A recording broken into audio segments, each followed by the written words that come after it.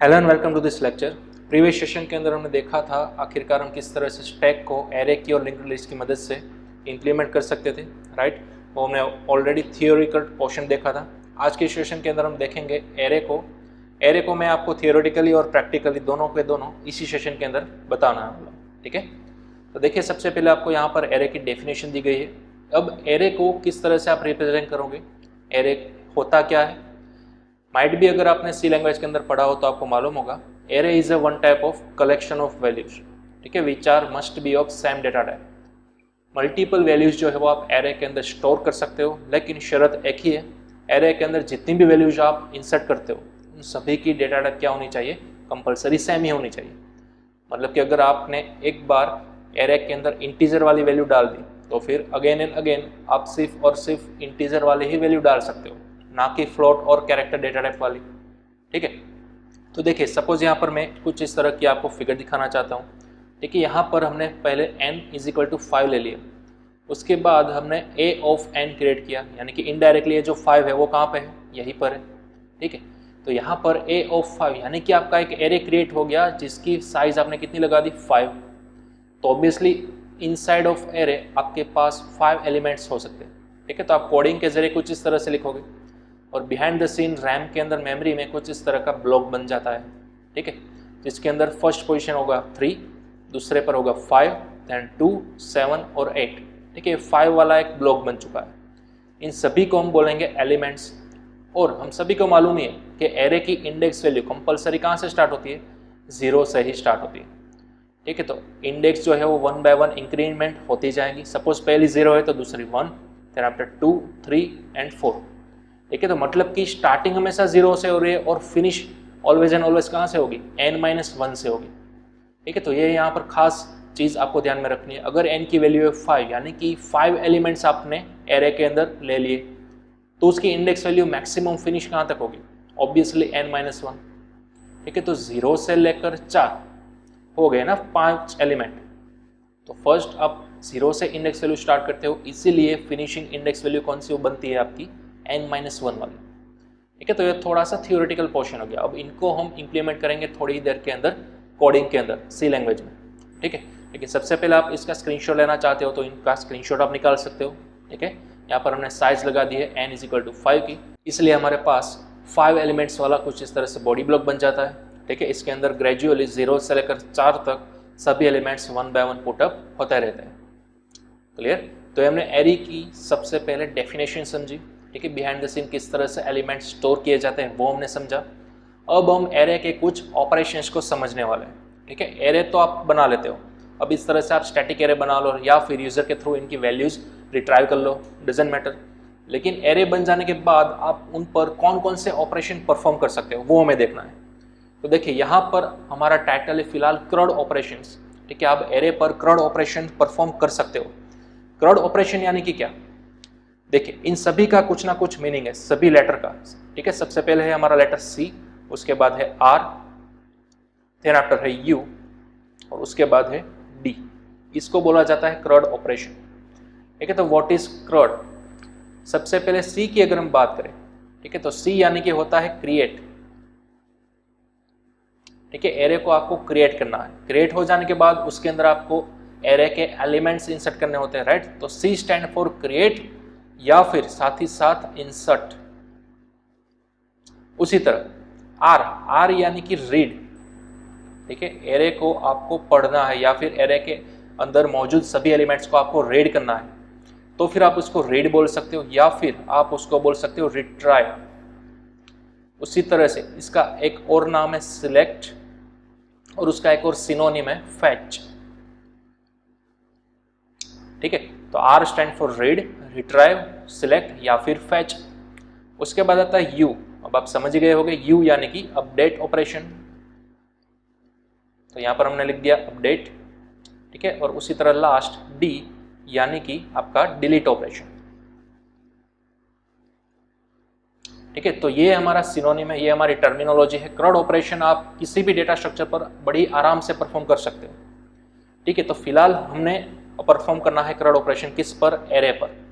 और एक क्रड ऑपरेशन आपको एज अ IT डेवलपर की लाइफ के अंदर कई बार सुनने को मिलेंगे। फॉर एग्जाम्पल अगर आप डेटाबेस सब्जेक्ट भी पढ़ोगे तो उसके अंदर भी आपको CRUD ऑपरेशन जो है वो परफॉर्म करने रहेंगे, ठीक है। तो इन सभी का कुछ ना कुछ मीनिंग है। C यानी कि क्रिएट या फिर इंसर्ट, R यानी कि रीड, रिट्राइव, सिलेक्ट या फिर फैच, उसी तरह से U यानी कि अपडेट और D यानी कि डिलीट, ठीक है। तो चारों ऑपरेशन हमें परफॉर्म करने हैं किस पर, एरे पर।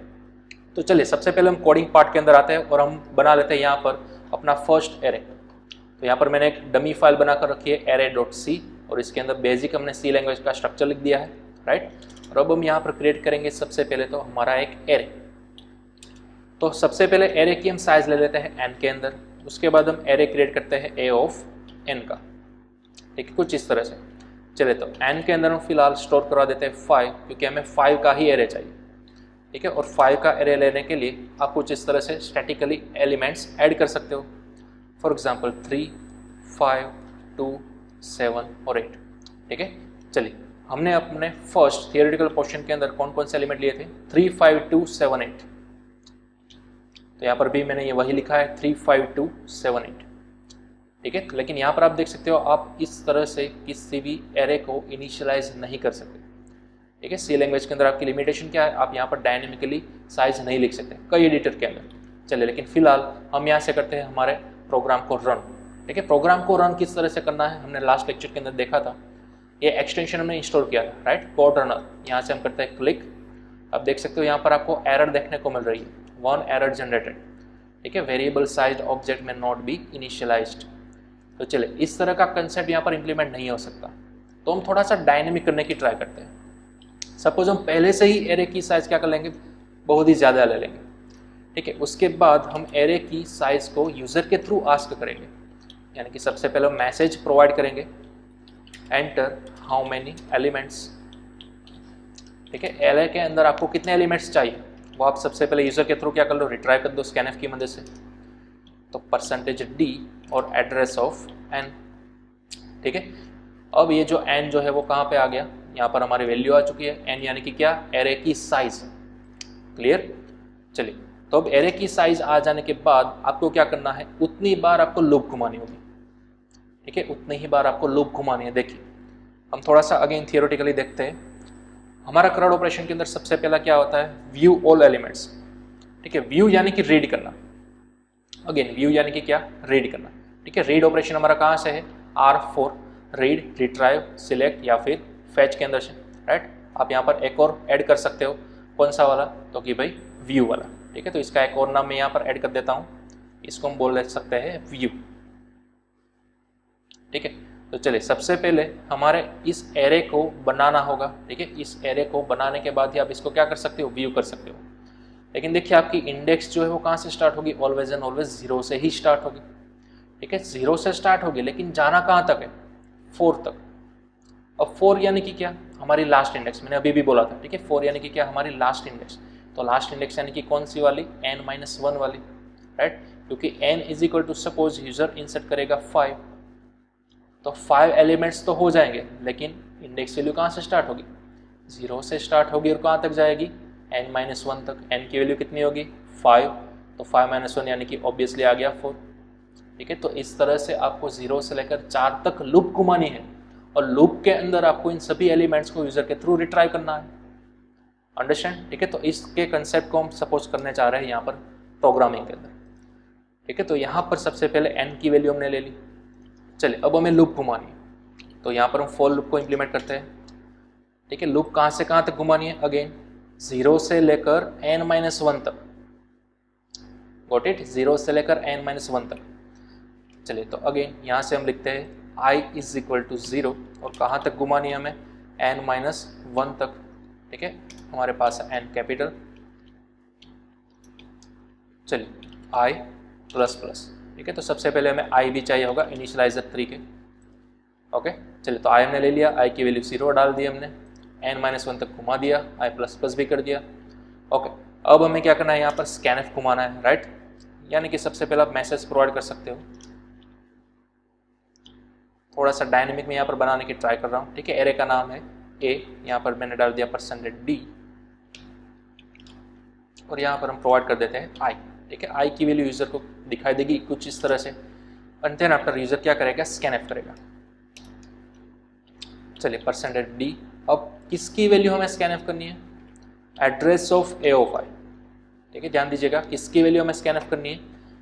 ए ऑफ आई, यानी कि एरे के ईच एंड एवरी एलिमेंट्स की। ठीक है, ये है हमारा एरे, राइट। इस एरे को हमने क्या नाम दिया है? ए। ठीक है, ए स्टैंड फॉर हमारा एल ए। अब एरे के अंदर ये जो 1 बाय 1 आपको एलिमेंट जो दिख रहे हैं, ठीक है, इसको बोला जाएगा ए ऑफ आई। आई क्या है? हमारी इंडेक्स वैल्यू है ना। ठीक है, तो अगर आप ऐसा लिखते हो ए ऑफ आई, यानी कि आप किसकी बात कर रहे हो? 3 की बात कर रहे हो। अगर आप लिखते हो ए ऑफ 1, तो आप किसकी बात कर रहे हो? 5 की बात कर रहे हो। इस तरह से मैं 1 बाय 1 लूप घुमाती रहनी है। कहाँ तक? 0 से लेकर n-1 तक। ठीक है, तो इस तरह से हमने क्या घुमाया? 0 से लेकर n-1 तक लूप घुमाया। और अब आपको ईच एंड एवरी एलिमेंट्स की वैल्यू जो है वो स्कैन एफ करनी है। ठीक है, स्कैन एफ हो जाता है। उसके बाद अगेन आपको व्यू करने के लिए, यानी कि आपको देखने के लिए फिर से आपको लूप घुमानी होगी। ये तो हमने लूप किस लिए घुमाई? एरे के एलिमेंट्स को रिट्राइव करने के लिए। अब हम लूप क्यों घुमा रहे हैं? उस एरे के एलिमेंट्स को देखने के लिए। ठीक है, तो अगेन आपको लूप कहाँ से कहाँ घुमानी है? 0 से लेकर n-1 तक। ठीक है, तो यहाँ पर फिर से वही कंडीशन बनेगी, 0 से लेकर n-1 तक हमें आगे बढ़ते रहना है। और अब आप प्रिंट करवा सकते हो each and every array elements को। ठीक है, तो percentage D and then after यहाँ पर आप प्रिंट करवा दो A of I. That's all, simple. ठीक है, चलिए तो अब हमें इसको करना है सेव और यहाँ से करते हैं रन। तो अब यहाँ पर देख सकते हो enter how many elements. Suppose हमने डाला यहाँ पर 5, तो ध्यान दीजिएगा अब 5 जो है वो कहाँ पे चला जाएगा? n के अंदर चला जाएगा, राइट। तो n की वैल्यू कितनी हो गई? 5 हो गई। जैसे ही मैंने एंटर किया तो अब ये वाली फॉर लूप घूमेगी। ठीक है, 0 से लेकर 5-1 यानी कि 4 तक। तो अब यहाँ पर आपको ए ऑफ 0 यानी कि पहले एलिमेंट की वैल्यू प्रोवाइड करने के लिए बोल रहा है। ठीक है, तो पहला एलिमेंट हमें इंसर्ट करना है 3। अगेन आप जो भी चाहो इंसर्ट कर सकते हो। ठीक है, दूसरी बार लूप घूमी तो ए ऑफ 1, तो ए ऑफ 1 क्या है हमारा? 5। तो यहाँ पर सपोज इंसर्ट करते हैं 5, उसके बाद 2, 7 और लास्ट वाला हमारा एलिमेंट 8। ठीक है, तो अब देखिए 5 बार लूप घूम चुके हैं। अब जैसे मैं एंटर करूँगा अब ये वाली लूप घूमेगी। ठीक है, ध्यान दीजिएगा जैसे ही मैंने एंटर किया तो ये वाली लूप घूमी और 1 बाय 1 हमारा पूरा एरे जो है वो कंप्लीटली प्रिंट होकर आ गया। देखिए 3, 5, 2, 7 और 8। क्लियर? तो इस तरह से हमने रीड वाला ऑपरेशन जो है वो सक्सेसफुली परफॉर्म कर लिया। देखिए, यानी कि व्यू ऑल वाला। अगर हम यहाँ पर बात करें क्रड ऑपरेशन की, तो हमने फिलहाल व्यू वाला जो ऑपरेशन है वो हमने सक्सेसफुली देख लिया। ठीक है, व्यू यानी कि रीड वाला ऑपरेशन। क्लियर? चलिए अगेन आ जाते हैं हम यहाँ पर, और अब हम थोड़ा सा हमारे प्रोग्राम को जो है वो स्टैंडर्डाइज करेंगे, थोड़ा सा स्ट्रक्चराइज करेंगे। ठीक है, हमें डायरेक्टली इसी तरह से नहीं करना है। क्लियर? सबसे पहले हमने क्या किया? एरे की साइज यूजर के थ्रू आस्क कर ली। ठीक है, एन की वैल्यू यूजर जो भी डालेगा वो आ जाएगा। उसके बाद हमें एरे की वैल्यू को फिलअप करना है, पूरे एरे को फिलअप कर लिया। उसके बाद आपको यूजर को चॉइस देनी है कि अगर आपको इंसर्ट करना है एक नया एलिमेंट तो फिर आप 1 प्रेस कीजिए, अगर आपको अपडेट करना है तो 2 प्रेस कीजिए, देखना है तो फिर 3 प्रेस कीजिए। इन शॉर्ट मैं यहाँ पर क्या करना चाह रहा हूँ? स्विच केस के इंप्लीमेंट करना चाहता हूँ क्रड ऑपरेशन के लिए। ठीक है, तो फिलहाल ये वाली जो फॉर लूप है वो मैं यहाँ से निकाल देता हूँ। मैं यहाँ पे इंप्लीमेंट करूँगा स्विच केस। ध्यान दीजिएगा। ठीक है, अब हमें स्विच करना है। किसको स्विच करना है? सपोज सबसे पहले हम यूजर को मेनू दिखा देते हैं, right. For example press 1 for insert. ठीक है, उसी तरह से यहाँ पर हम लिखते हैं press 2 for update, press 3 for delete,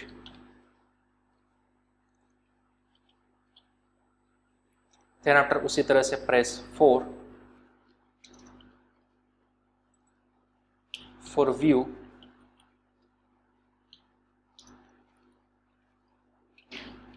specific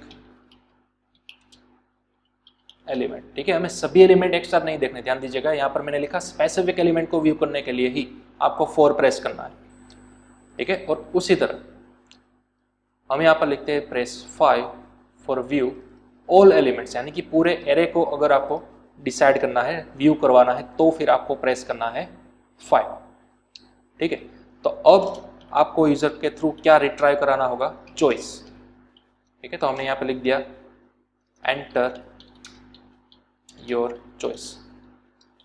अब चॉइस को एंटर करने के लिए हमें अगेन स्कैनएफ के जरिए एक नए वेरिएबल का यूज़ करना होगा। ठीक है, तो मैं यहाँ पर लिख देता हूँ सपोज चॉइस।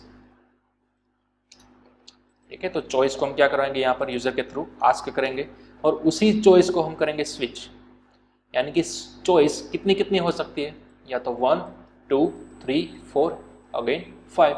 ठीक है, तो हमें इन शॉर्ट यहाँ पर 5 केसेस बनाने होंगे, राइट। केस 1 के अंदर हम कौन सा लॉजिक इंप्लीमेंट करेंगे, इंसर्ट वाला। हम सभी को ख्याल है केस 1 की बॉडी जैसे ही खत्म होगी हमें करना होगा ब्रेक, राइट। तो इसी तरह से हमें केस को जो है वो डुप्लीकेट करते जाना है 5 टाइम्स। ठीक है, तो केस 2 के अंदर हम कौन सा ऑपरेशन परफॉर्म करने वाले हैं, अपडेट वाला। उसी तरह से केस 3 के अंदर हम परफॉर्म करने वाले हैं डिलीट वाला। तो यहाँ पर मैं लिख देता हूँ केस नंबर 3 और यहाँ पर हम करने चाहेंगे डिलीट ऑपरेशन। केस 4 के अंदर व्यू स्पेसिफिक एलिमेंट। उसी तरह से केस 5 के अंदर हम परफॉर्म करेंगे व्यू ऑल एलिमेंट्स। ठीक है, तो इस तरह से हमने कुछ स्विच केस की बॉडी को स्ट्रक्चराइज कर दिया। हाँ, अब पर्टिकुलर कोई भी ऑपरेशन को परफॉर्म करने के बाद हमें यूजर को चॉइस देनी है। क्या आप फिर से कोई ऑपरेशन परफॉर्म करना चाहते हो क्या, यानी कि बार बार आप ये कोई ऑपरेशन परफॉर्म करना चाहते हो। अगर नहीं करना चाहते तो फिर आप प्रेस कीजिए 6 फॉर एग्जैक्ट। ठीक है, अल्टीमेटली हमारा गोल क्या है, ये जो मेनू है और ये जो ऑपरेशन है वो यूजर बार बार कर सकता है। ठीक है, ना कि कोई एक स्पेसिफिक एलिमेंट ऐड करने के बाद उसका प्रोग्राम पूरा हो जाए, खत्म हो जाए। हमें ऐसा नहीं करना है। हमें क्या करना है, ये मेनू जो है वो लाइफ टाइम चलाते रहना है, जब तक यूजर 6 प्रेस नहीं करता तब तक।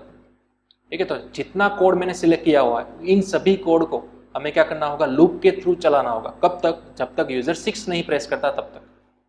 ठीक है, तो मैंने क्या किया, फिलहाल सिलेक्ट किए हुए कोड को मैंने कर लिया कट और मैं यहाँ पर वो चीज करूंगा डू वाइल की मदद से इंप्लीमेंट।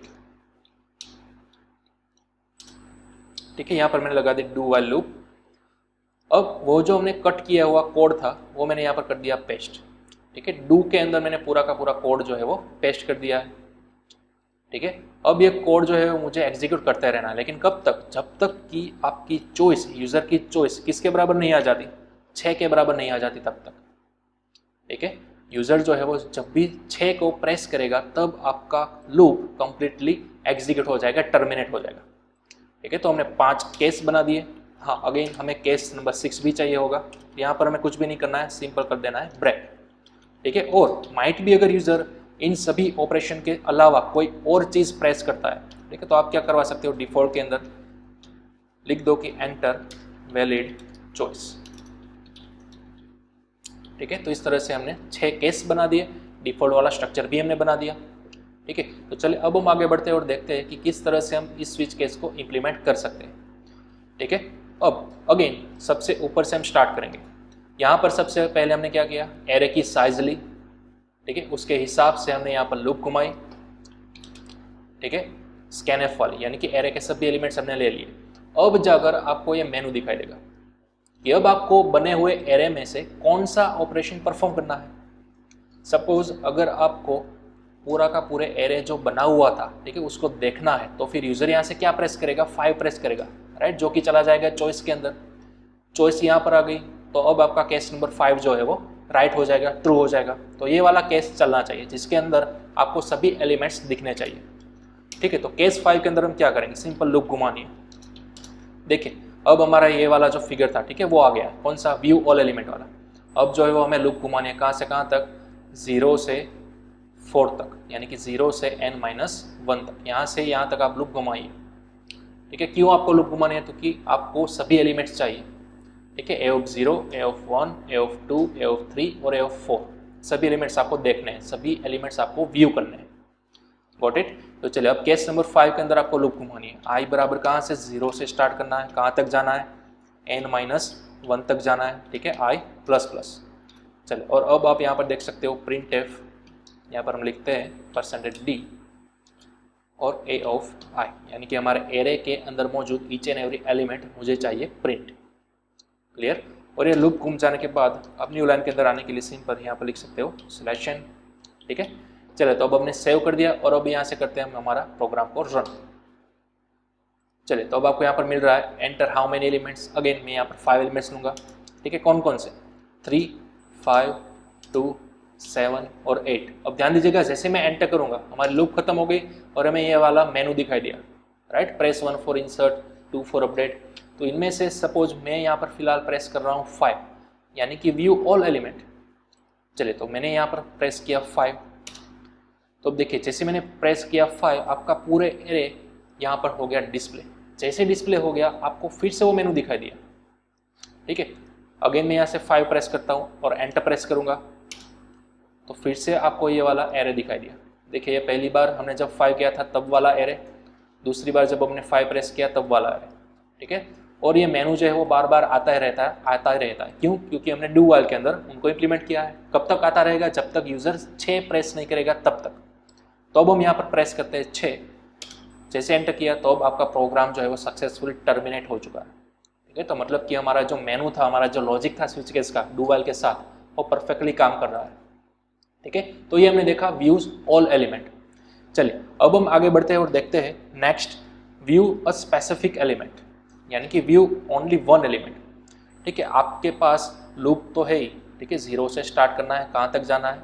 n-1 तक जाना है, ठीक है। आपकी लास्ट इंडेक्स वैल्यू होगी, तो 0 से लेकर आपको जाना है n-1 तक। Got it? यहाँ से तो यहाँ पर आपको लूप तो घुमानी है।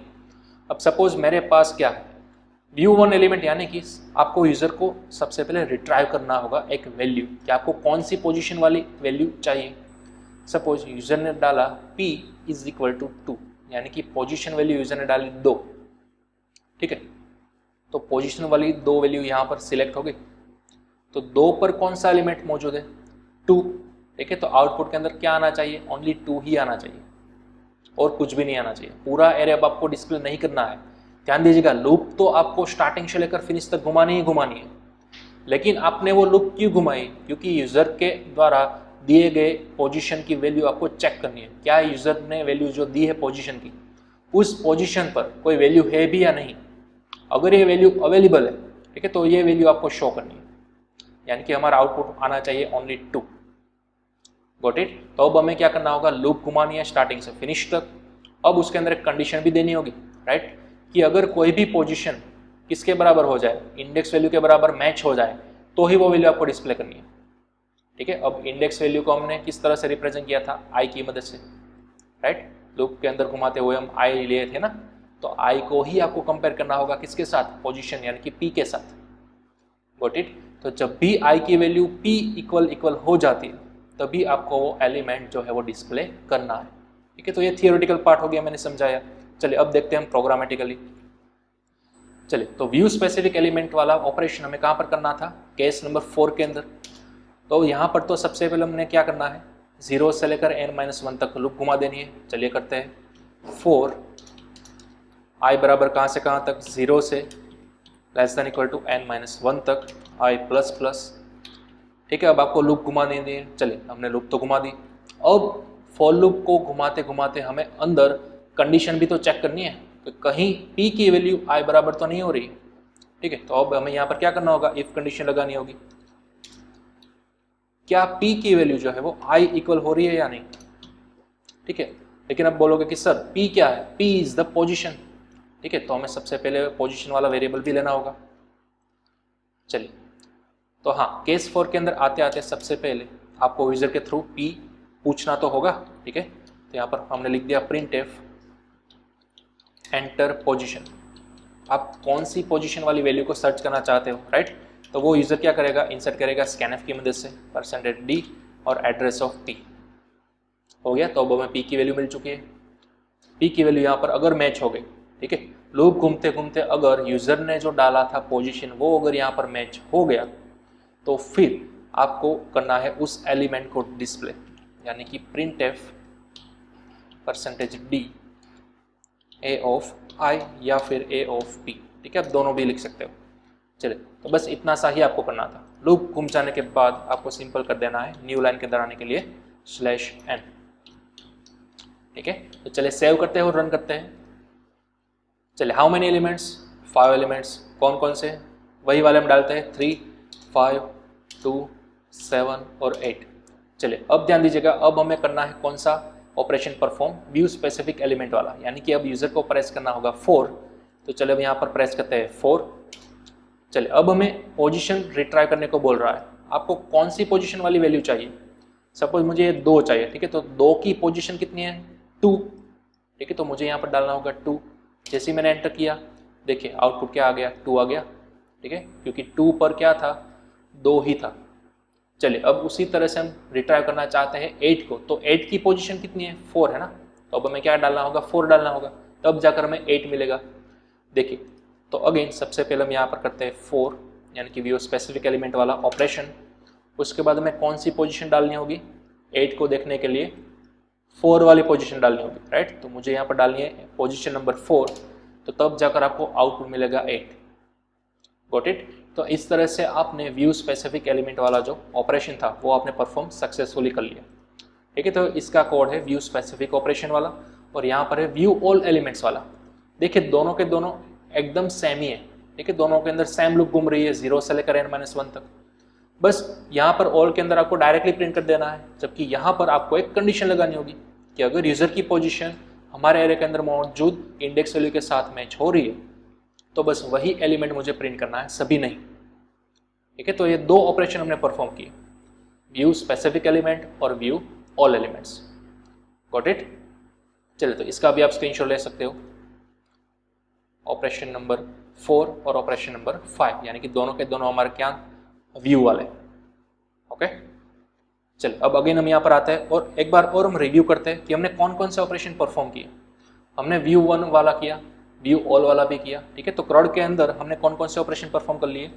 ये रीड वाले, ठीक है। तो यहाँ पर हम हाईलाइट कर देते हैं, हमारे पास रीड वाले सभी ऑपरेशन जो है वो परफॉर्म हो चुके हैं, ठीक है। रीड के अंदर हमने सभी वैल्यू को रिट्राइव कर लिया, ऑल वैल्यू को एक साथ रिट्राइव कर लिया यानी कि व्यू कर लिया, या फिर हमने एक एलिमेंट को एट अ टाइम भी व्यू कर लिया, ठीक है। तो इस तरह से हमने आर की मदद से यानी कि रीड ऑपरेशन जो सक्सेसफुली हमने कंप्लीट कर दिया।